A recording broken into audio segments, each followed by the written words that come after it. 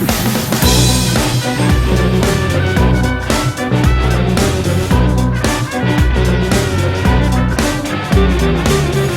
could be worse. I'm not a fretter, but then there's the curse. Things could be better. My knuckles bruised and my shoulders cut. Hello and welcome all to Tales from the Time Traveler's Tavern. I will be your guide and navigator, Mr.E, taking you on this informative journey. Informative of what? We still don't know. But that's why I have had the good fortune to bring along with me the colorful commentary of our internet guru, my good friend Toast. Butter is optional. There you go. And to the other side, we have Private Snafu. Good day, Mr. E. Good day, Toast. Alright, now we're going to go down a traveling line of science fiction or science fiction and all that kind of good stuff. I don't know if it's starting or ending, and frankly, I don't know, can yeah, never remember. maybe I'm an hour off now, I haven't, but, I remember checking, every day, because I was why am I waking up, to the same dream all the time, and I looked at the clock, for a few weeks straight, it's always the same time, this is kind of weird. So, what times were you woken up in training? In training, we were woken up at 5 in the morning, and 4 on other days. Some days we'd wake up at 5, some days we'd wake up at 4. But most days, most of the time I wake up at 3 and then at 5. So. Do they honestly use Revelry to wake you guys up, or? No, we are up before Reveille. Oh, really? Yeah. Okay. So, what, that sounds after you guys are already in the midst of PT? Yeah, we're in the middle of PT. We're finishing up our warm-up, and then we had to stop and, salute the flag and everything because everybody else was just waking up. Well, ain't that a kick in the pants? Because isn't that what originally was used to wake soldiers, was that song? Oh, yeah. Anyway, back to the dream. At the time, my father had an apartment where his room was adjacent to ours, so he could call out to me, because he's a light sleeper. So he hears me fall out of the bunk, and he calls out to me, and he said, he says, "You okay?" And I said, I think so. And he said, "What happened?" And I said, I fell down some stairs. Now, mind you, our apartment was on the first floor, so his immediate reaction was, the basement stairs? And at this point, he said he could hear in my voice the waking, dawning realization of where I am and what has happened. He could hear in my voice me looking around, going, I don't know.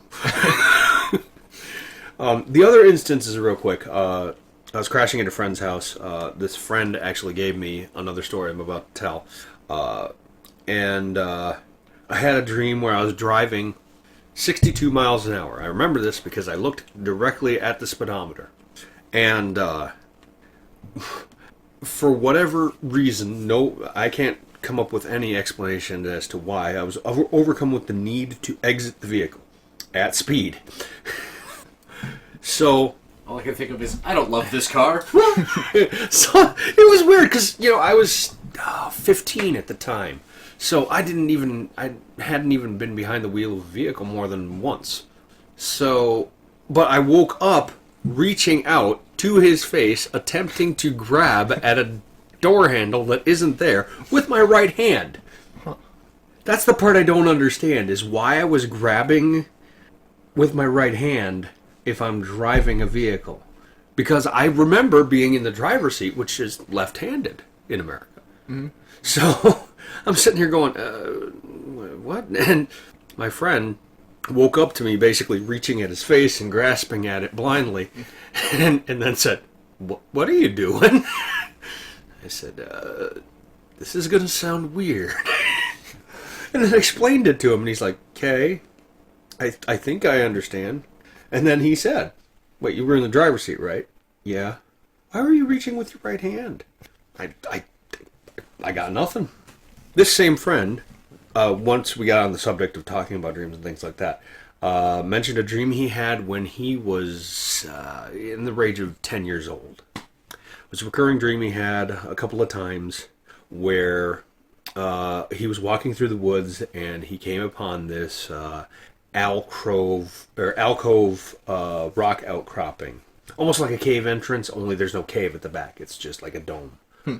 like a band, like an old school bandstand, basically. Oh, okay.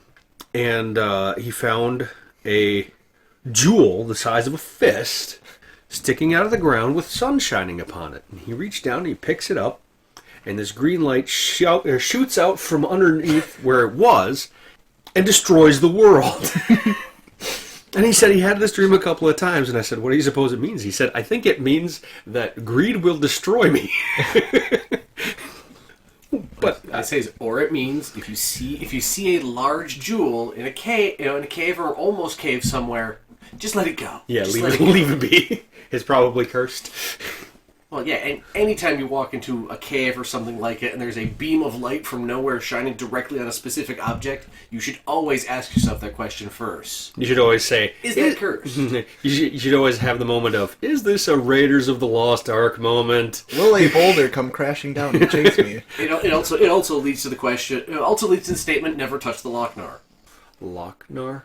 So, one of the guys I used to work with, he brought up that it became a running joke in their gaming group about never touch the Loc-Nar. Because if you've ever seen the movie Heavy Metal, No. Yes, I have. Wait, which one? Heavy Metal or Heavy Metal 2000? Because I've seen both. Heavy Metal, I believe. Okay. It's the original. Okay. But the thing is throughout the movie, the Loc-Nar is an object. Oh, you're talking about the green orb. Yes. Okay. But if you touch it, you're basically cursed. Occasionally, people just end up melting. That sort of thing. Like the whole Raiders of the Lost Ark, everything. Like, flat out melting to bones. So, it became a running joke about never touch the Loc-Nar. Simply because, one, everyone had seen the movie, but also because they had played a number of games. And any time that they played a game and someone just made the decision of, I will grab the mysterious object or whatever, it always turned out bad. It's like, one time it's like, guy, it must have been like some newer person. He's like, I'll pick up the ring. And everyone's like, no, you shouldn't. You should identify it first. He goes, no, just pick it up. It's like, oh yeah, it turns out to be it turns out to be a ring of change. And I'm like, oh, that's not too bad. Gender. It's like, wait, what? Yeah. It's like, by touching the ring, you have now switched gender, and by touching it again, it will not switch you back. Yeah. It is a permanent effect. Yeah. And he's like, but this... And it just completely derailed his entire train of thought. Yeah. Because now he had to cross-gender roleplay this character. And he's like, I don't know if I can do this. Right. But they had another game, which was, I think it was a LARP for, like an Arkham game. Okay. Which has to deal with people going insane. Well, he said the problem they had was out of everyone in the group, he ended up being the what is it? Basically the insane cult follower, which wouldn't be a problem except for the cult leader, whom he was supposed to be defending, just happened to end up being his wife. I phrase it that way because she is one of those people where if you see her, you're like, she can't possibly be evil. Yet every game they play, he's like, somehow, randomly, she ends up being the evil one. But she's so good at it, they played another game.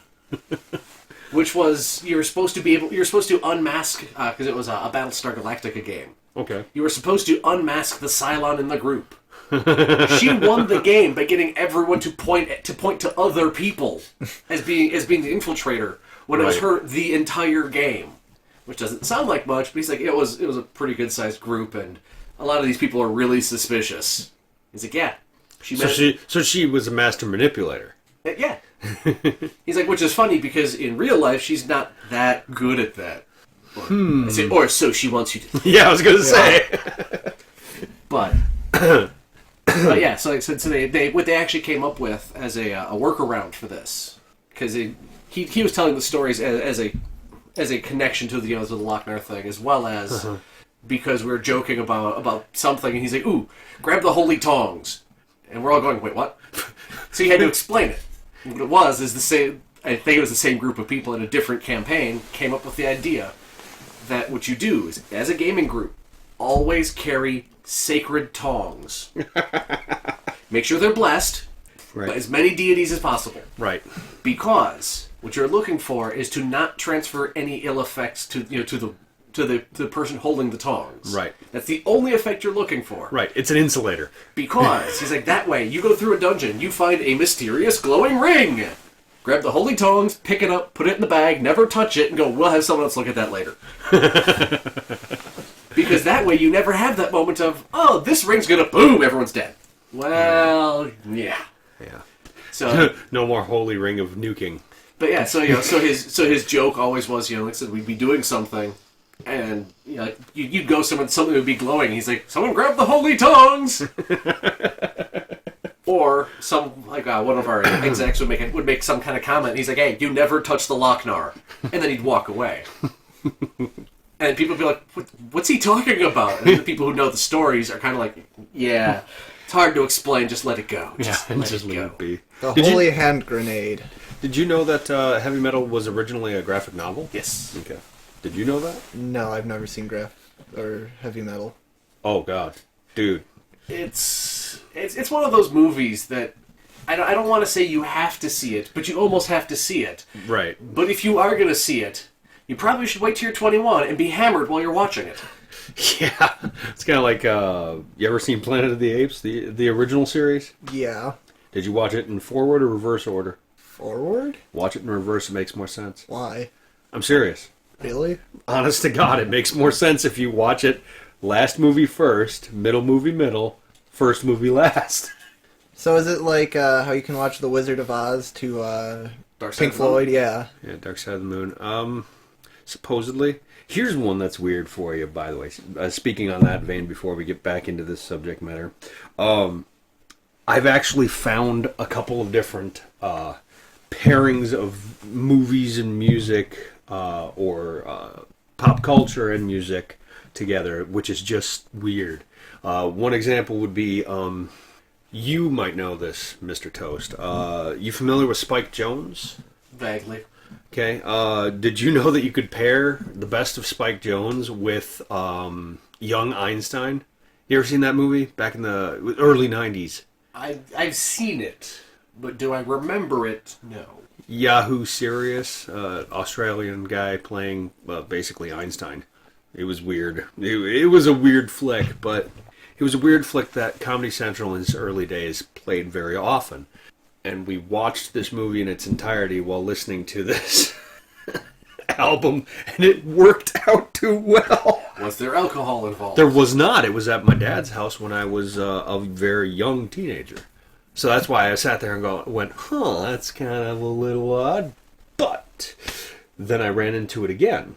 I was at another friend's house, and we were listening to Korn, the group. Not just an ear of corn, because that would be weird. Yeah. Everybody knows you listen to the stalk, not the ear. Exactly. You talk to the ear. You talk to the ear, but you listen to the stalk. Think about it. Think about it. It works. I suppose. Don't let the stalk follow you. Now here's the thing. Do you hear "If You Build It"? Or do you hear Fields of Gold by Sting? I think if you really listen, what you probably hear is "Water Me." Oh no, the locusts! Why are we talking about sentient corn? We didn't say anything about sentient. We just said about talking corn. Fair, I guess. But what happened to be on the television? They had Cartoon Network on. Mm-hmm. And in the late 90s, Cartoon Network seemed to favor playing old school Scooby-Doo. A lot of it. Like pretty much every episode. And for anybody who's actually watched old school Scooby-Doo, man alive, that show is just... The best explanation I could come up with is it is the same show over and over and over again. It's like they had a wheel of mythicality, only it was a wheel of random, Well, it was the same basic plot formula every week. Right. Where it's you end up somewhere, whether it's on purpose or accident. Either more likely you break down, and then a mystery occurs. They try to find clues. Shaggy and Scooby are scared. Right. And hungry. Well, that's part of the character, but right. It's then they basically through Scooby snacks and a little bit of investigation. Like Velma will find something, Daphne will find something, that sort of thing. That group will find a clue. They'll figure it out, and it turns out to be a person in a mask. Right. At least until one of the animated movies. Right. Yes and no. I say Zombie Island? No, that's not what I'm referring to. I'm actually referring to one of the... Because they did plural series. One of the series they did involved Vincent Price, and it was called 13 Ghosts of 13 Ghosts of Scooby-Doo, where they were actively chasing ghosts for a warlock character voiced by Vincent Price. Interestingly enough, but that was also one of their later ones, which is like what, late 80s. I could look it up, but I don't care enough. I think it was early 80s actually. I want to say. And the only reason I remember that is because it wasn't the full Scooby gang. It was only Shaggy, Scooby, and Scrappy Doo. Right. Which I think was the second version of what they tried to do when they got rid of the rest of the gang, and it was just Shaggy, Scooby, and Scrappy, because no one liked Scrappy, because they had to figure out a good reason for him to be there. Right. As a child, I never watched Scooby-Doo, so I'm not following any of what you said. It's one where they've revamped the series. All right. Well, on that note of fact, validation, and verification, any other shuns we should add to that? Parting words, Snafu? I don't know. It's above my pay grade. Okay. And Toast? I can't believe it's not butter. All right, then. Once again, this has been your navigator and guide, Mr. E. Thank you for joining Tales from the Time Traveler's Tavern. So that's it. You've got